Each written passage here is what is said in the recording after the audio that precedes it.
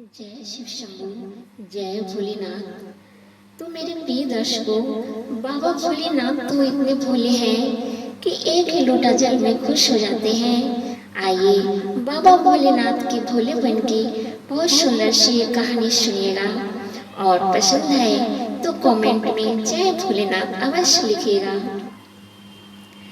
मैया पार्वती ने बाबा भोलेनाथ से कहा, स्वामी बैठे रहते हो, कुछ काम किया करो। सभी लोग पूछते हैं कि आपके पति क्या करते हैं, तो मैं क्या बताऊं। बाबा भोलेनाथ ने कहा, देवी अब की बार खेती करते हैं, लेकिन मेरे पास तो एक ही बैल है।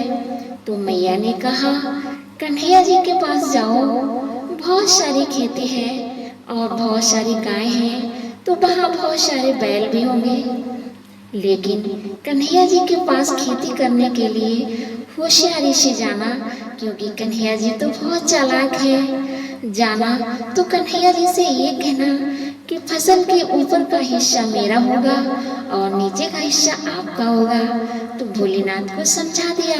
भोलेनाथ जी कन्हैया जी के पास गए और कहने लगे, कन्हैया जी हमें खेती करनी है और बैल भी चाहिए।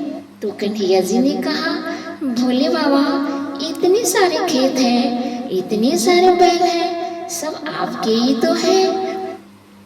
तो भोले बाबा ने कहा, कन्हैया जी एक शर्त है, फसल का जो ऊपर का हिस्सा होगा वो मेरा होगा और नीचे का हिस्सा आपका होगा।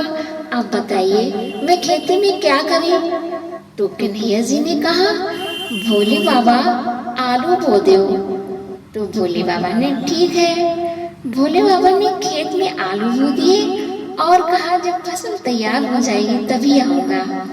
तो जब फसल तैयार हो गई तो भोलेनाथ वहां पहुंचे और अपनी शर्त के हिसाब से फसल का जो ऊपर का हिस्सा था वो बोरे में भर लिया और नंदी पे लाद के मैया के पास पहुंचे।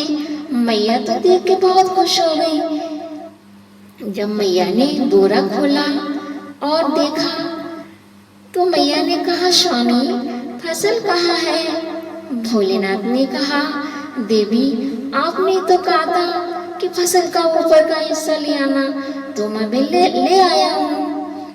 तो मैया ने कहा, मैंने कहा था कन्हैया जी बहुत होशियार है, होशियारी से खेती करना।